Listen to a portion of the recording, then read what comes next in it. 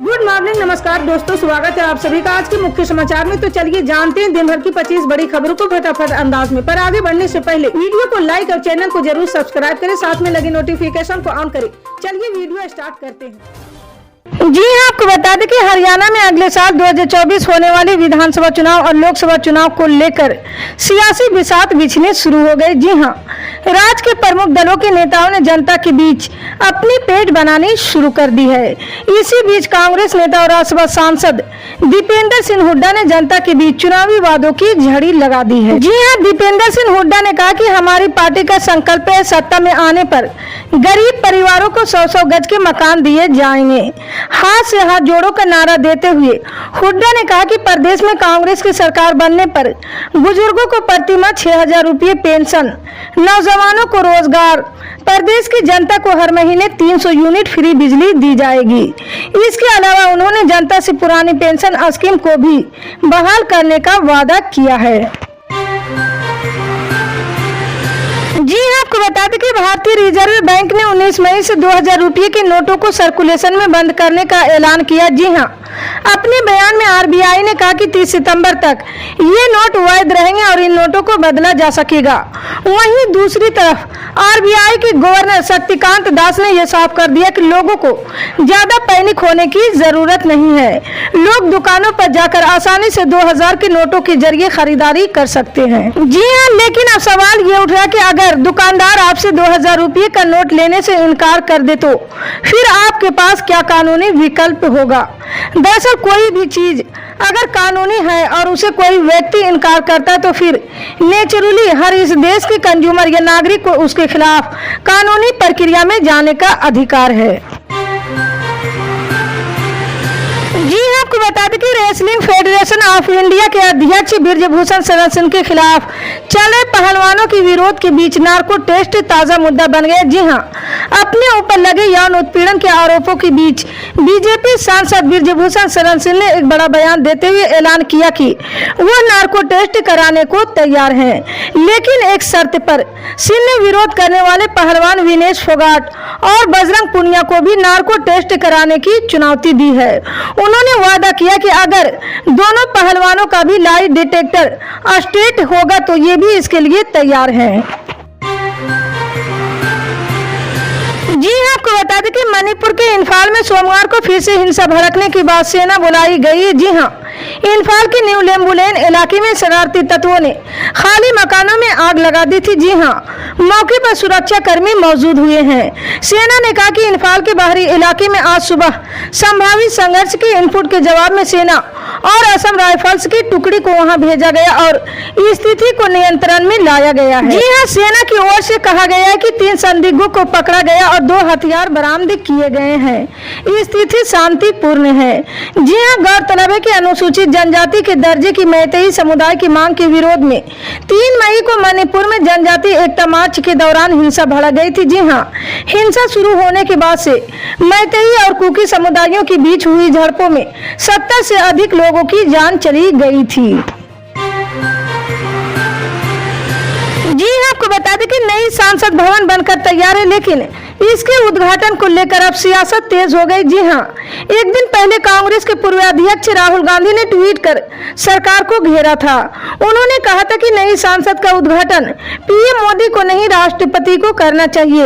अब उनकी इसी बात को सोमवार को टीएमसी सांसद सौगत राय ने आगे बढ़ाया। जी हाँ, सौगत ने भी राहुल गांधी का समर्थन करते हुए कहा कि नई संसद भवन का उद्घाटन राष्ट्रपति को ही करना चाहिए। जी हाँ, टीएमसी सांसद सौगत राय की मांग है कि नए संसद भवन का उद्घाटन पीएम मोदी के बजाय भारत के राष्ट्रपति द्वारा किया जाना चाहिए।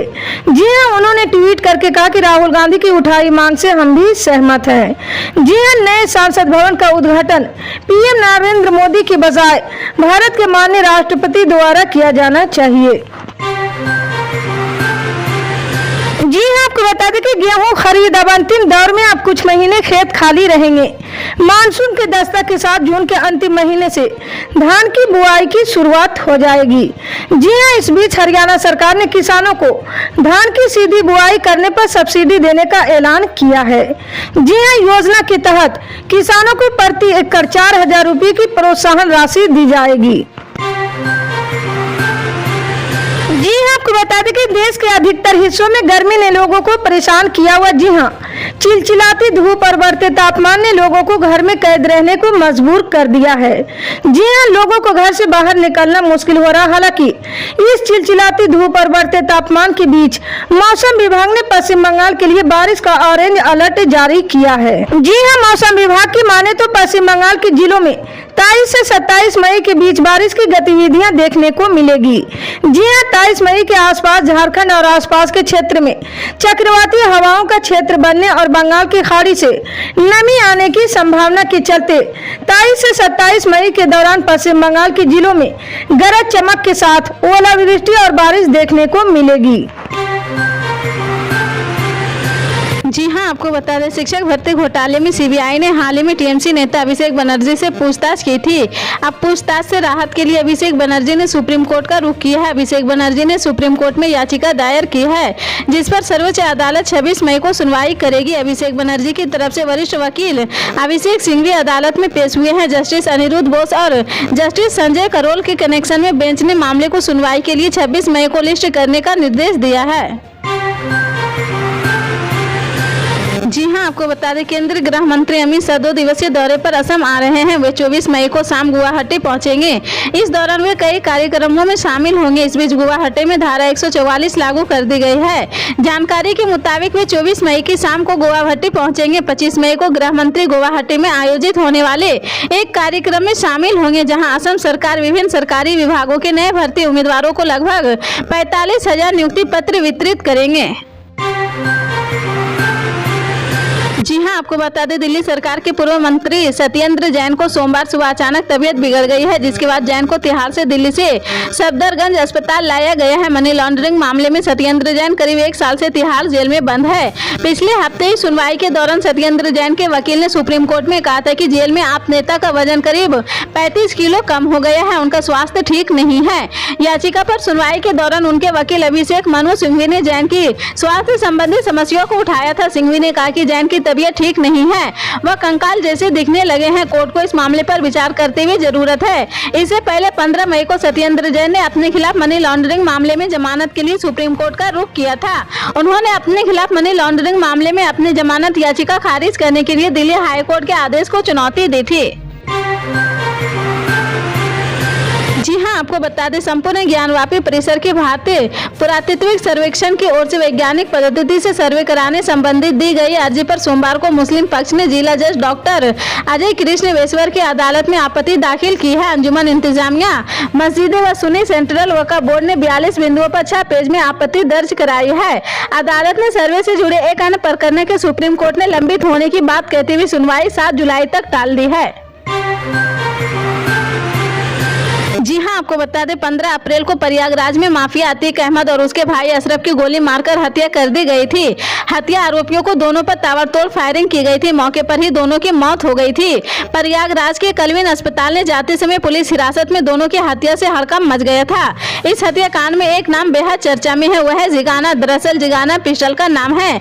यह वही पिस्टल है जिसका इस्तेमाल अतीक और अशरफ पर ताबड़तोड़ फायरिंग में किया गया है। अब इसके तार लॉसन बिश्नोई, गोल्डी बराड़, गोंगी गैंग और अमेरिका से जुड़ने लगे हैं। लॉरेंस बिश्नोई ने जिगाना पिस्टल अमेरिका से मंगवाई थी।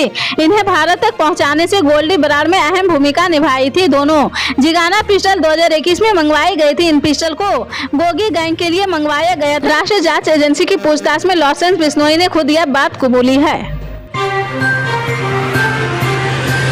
जी हाँ, आपको बता दें जापान के बाद पापुआ न्यू गिनी होते हुए पीएम मोदी ने अब ऑस्ट्रेलिया पहुंच चुके हैं। पापुआ न्यू गिनी की ही तरह यहाँ भी उनका बहुत स्वागत हुआ है। पीएम मोदी अब 2 दिन के ऑस्ट्रेलिया दौरे पर है। वहाँ पीएम की मुलाकात ऑस्ट्रेलिया के प्रधानमंत्री एंथनी एल्बनीज से होगी। पीएम मोदी सिडनी के ओलंपिक पार्क में 20,000 से ज्यादा भारतीय मूल के लोगों को भी संबोधित करेंगे। इंडियन डायस्पोरा ने बहुत स्वागत की तैयारी की है। किसी फिल्म स्टार की तरह स्वागत होगा।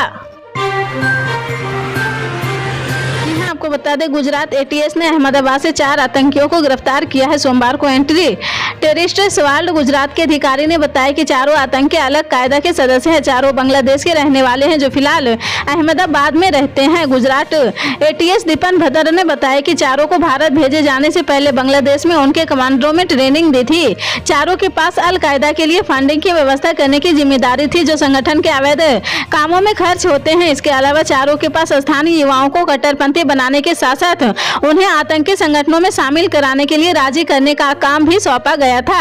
अधिकारी ने बताया कि आरोपियों के यूपीए के धारा 38 से 39 और 40 के तहत एफआईआर दर्ज की गई है। भद्रा ने बताया कि आतंकियों को जिले के अलग अलग हिस्सों से पकड़ा है। इसी तरह की पल पल की अपडेट जानने के लिए जुड़े रहे हमारे न्यूज इंडिया के साथ। मिलते हैं अगली बड़ी खबर में, तब तक के लिए जय हिंद।